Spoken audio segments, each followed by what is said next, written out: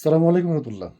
একটা জিনিস খেয়াল করছেন, আজ পর্যন্ত বাংলাদেশের যত প্রধানমন্ত্রী এবং প্রেসিডেন্ট আসছে তাদের বেসিক এক্সপিরিয়েন্স কি, জব এক্সপিরিয়েন্স কি, তাদের কোনো এক্সপিরিয়েন্স আছে কি না? যে একটা প্রতিষ্ঠান চালাতে গেলে তো কিছু এক্সপিরিয়েন্স লাগে। শেখ মুজিব সাহেব একটু হালা বলা ছিলেন, এটা আমার কথা না, এটা তৎকালীন আমলের পেপার পত্রিকার কথা, যে উনি একটু আবেগী ইমোশনাল ছিলেন।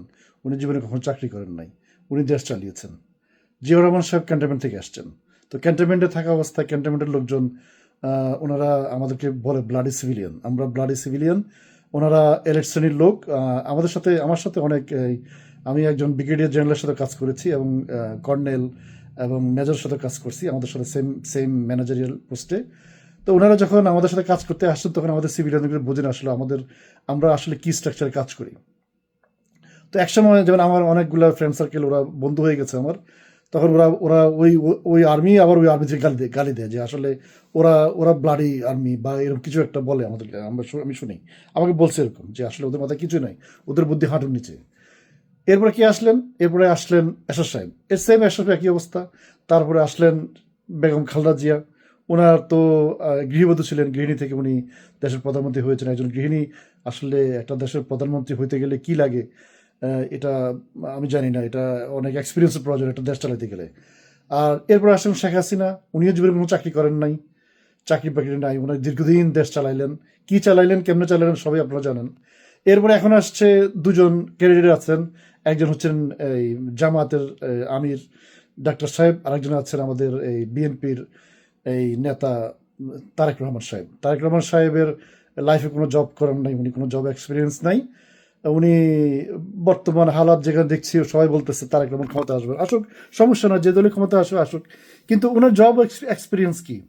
ওনার ওনার ওনার কি উনি কিভাবে দেশ চালাবেন? ওনার কি এক্সপিরিয়েন্সের এগেনস্ট দেশ চালাবেন? একটা দেশ, একটা ডিপার্টমেন্ট চালাতে গেলে 10 বছরের, একজন ম্যানেজার হতে গেলে 10 বছর এক্সপিরিয়েন্স লাগে।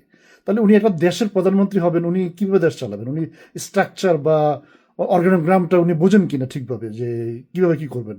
কারণ কিছুদিন আগে ফেসবুকে একটু দেখলাম যে উনি, একটা ছেলে ঢাকা মেডিকেলে ফার্স্ট হয়েছে, পরীক্ষা সর্বপ্রথম হয়েছে, সে উনি তার কারণ সব জিজ্ঞেস করতেছেন যে তুই কোন সাবজেক্টে পড়বে? সাবজেক্ট তো পরে আসবে, জেনারেল মেডিকেল পড়বে 5 বছর শেষ করার পরে, তারপর সে স্পেশালিস্টের যেটা সাবজেক্ট আছে সে চুজ করবে। তো এটা আসলে, এটা একটা দেশের জন্য কত বড় বিপজ্জনক সংকেত, এটা একটা দেশের জন্য কত বড় আসনি সংকেত যে একটা দেশের যে কর্ণধার হবেন তার কোনো এক্সপিরিয়েন্সে নাই কোনো একটা ডিপার্টমেন্ট চালানোর। উনি জীবনে চাকরি করেন নাই, অথচ উনি বাংলাদেশের মধ্যে রাষ্ট্র চালাবেন। 18 কোটি বলেন বা 20 কোটি মানুষ বলেন, উনি ওনাদের পিতা হবেন, উনি বাংলাদেশের পিতা হবেন, দেশ চালাবেন। এটা কিভাবে সম্ভব? এই জাতি থেকে, এই জাতি আমরা আবার ভোট দেবো, ভোট দিয়ে আবার প্রধানমন্ত্রী নির্বাচিত করব, তাহলে আমাদের ভবিষ্যৎ তো অন্ধকার। আমরা তো ভবিষ্যতে কিছু করতে পারবো না। এই দেশ কেন পিছিয়ে আছে? এই দেশ পিছিয়ে থাকার মূল কারণ হচ্ছে আমরা সঠিকভাবে সঠিক লোক নির্ধারণ করতে পারছি না, আমরা নেতা নির্ধারণ করতে পারছি না। নেতা নির্ধারিত হবে কিভাবে? ন্যায়পরায়ণতার ভিত্তিতে নেতা নির্ধারিত হবে, সততার ভিত্তিতে নেতা নির্ধারিত হবে, যোগ্যতার ভিত্তিতে নেতা নির্ধারিত হবে, এক্সপিরিয়েন্সের ভিত্তিতে। তো 12 তারিখ ইলেকশন আসছে, আপনারা যারা ভোট কেন্দ্রে যাবেন, ভোট কাকে দিবেন, আপনারা আমাদের নেতাকে যোগ্যতা অনুযায়ী ভোট দেবেন। মার্কা দিয়ে ভোট দেবেন না, যোগ্যতা দিয়ে ভোট দেবেন। যদি জামাতের লোক চোর হয় ভোট দেবেন না, বিএনপির লোক যদি চোর হয় ভোট দেবেন না, জামাতের লোক যদি বাটপর হয় ভোট দেবেন না, বিএনপির লোক যদি ভালো ভোট দেবেন, যে ভালো থাকে ভোট দেবেন।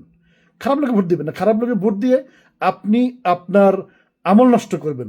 কারণ এটা একটা প্রবাদ, এটা একটা ইসলামে একটা কথা আছে যে এই কি সাহায্যকারী কি ভুলে গেছি এটা, মানে ভুলে গেছি। ওকে, ধন্যবাদ।